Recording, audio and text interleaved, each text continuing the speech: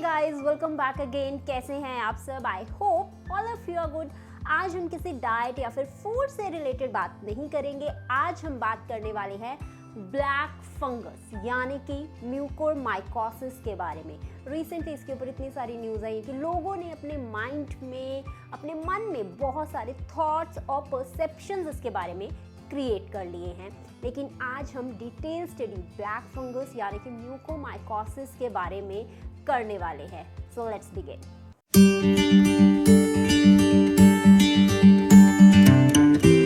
What is mucormycosis यानी black fungus?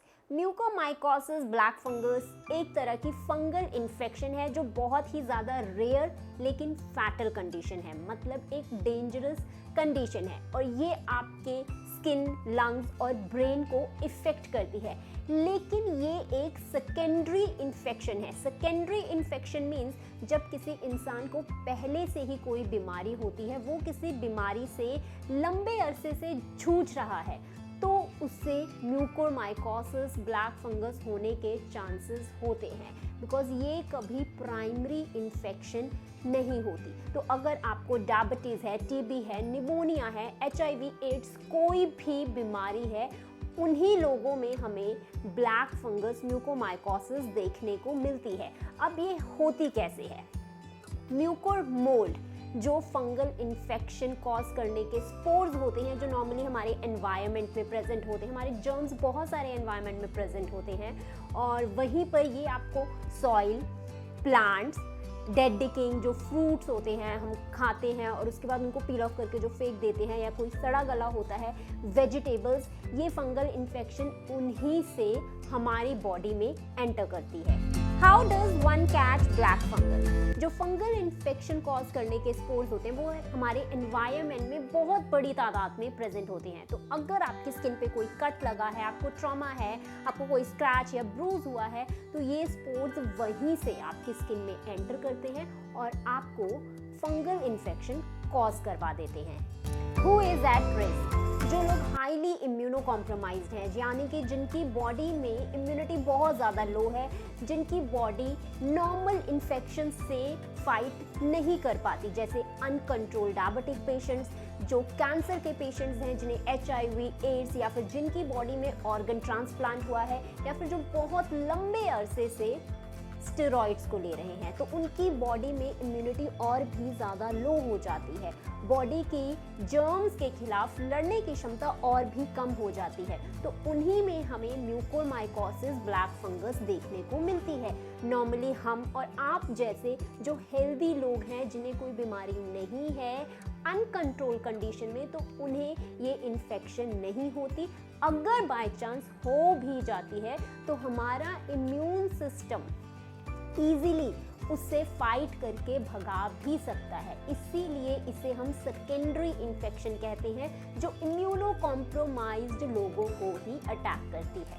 Science and symptoms. अब इसके लक्षण हमें क्या क्या देखने को मिलते हैं? आपको पेन होने लगता है आपके फेस पे, अराउंड योर आईज पे आपको रेडनेस दिखाई देती है, वहाँ पे पेन होता है, आपको कफ होने लगती है, फीवर हो जाता है आपको, और सम टाइम आपको शॉर्टनेस ऑफ ब्रेथ और ब्लडी वॉमिट्स भी हमें देखने को मिलती हैं। ये होते हैं इसके नॉर्मल सिम्टम जब आपको इन्फेक्शन स्टार्ट होती है। लेकिन जब वो इन्फेक्शन स्वेयर होने लग जाती है, क्योंकि ये इन्फेक्शन अगर आपको एक बार हो जाती है तो ये स्टैटिक नहीं रहती है, ये बढ़ती ही जाती है। जितना टाइम होता रहेगा, अगर आप उसे ट्रीट नहीं करवाओगे तो ये बढ़ती ही जाती है। तो उस टाइम पर आपको टूथेक होने लग जाता है, आपको ब्लरी विजन हमें देखने को मिलती है, लोगों को धुंधला दिखने लग जाता है, आपके जो टीथ हैं वो लूज होने लग जाते हैं। उस टाइम पर वो आपके जॉ को इन्वॉल्व कर लेती है।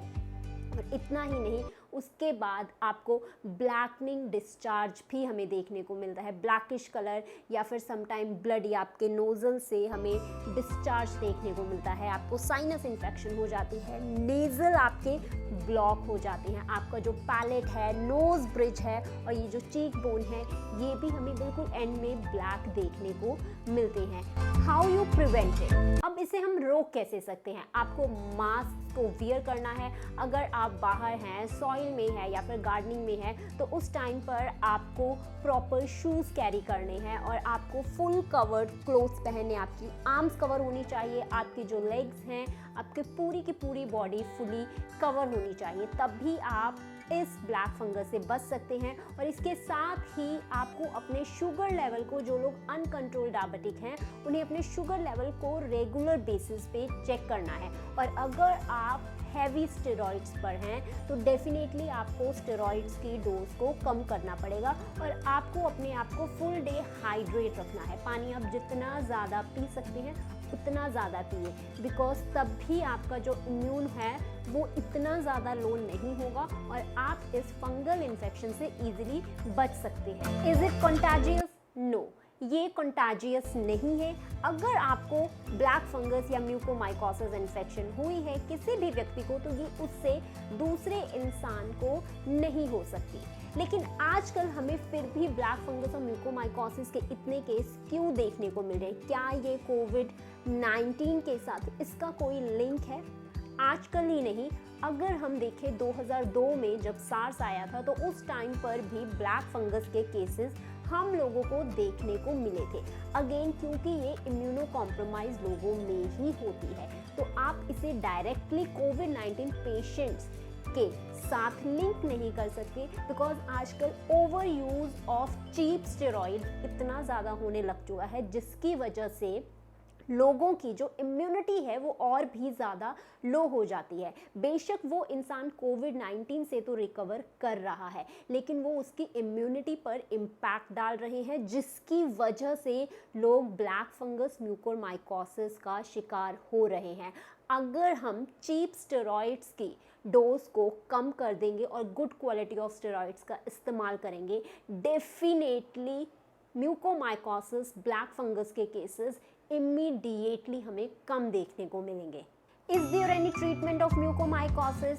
यस, अगर आप इनिशियली इसे ट्रीट करवा लेते हैं तो आप डेफिनेटली जो हमारे एंटी फंगल ड्रग्स हैं यानी कि लाइपोसोमल एम्फोटेरिसिन बी, तो आप इससे इजीली ठीक भी हो सकते हैं अगर आप इनिशियली इसका इलाज लेने लग जाते हैं। सबसे इम्पॉर्टेंट बात जो आपको ध्यान में रखनी है कि अगर आपको ब्लैक फंगस हुई है या फिर अगर आपको मालूम है कि आप किसी बीमारी से जूझ रहे हैं और आपको ये सिम्टम्स देखने को मिल रहे हैं, तो डेफिनेटली आपको अपने डॉक्टर से कंसल्ट करना ही है। बिकॉज अगर आप कंसल्ट नहीं करेंगे तो आप इस बीमारी को और भी ज़्यादा वर्स करेंगे। बिकॉज स्टार्टिंग में तो आप आईवी इंजेक्शंस या फिर ओरली आप टैबलेट्स लेके इसे ट्रीट कर सकते हो, लेकिन अगर ये अपनी वर्स कंडीशन पर चली जाती है तो उस टाइम पर इसका इलाज होता है कि हम उस सेगमेंट को रिमूव कर देते हैं। अगर जॉ ये वाला हिस्सा इन्वॉल्व हो चुका है तो उसकी मेस्टेक्टमी यानी कि इस हिस्से को रिमूव कर दिया जाता है।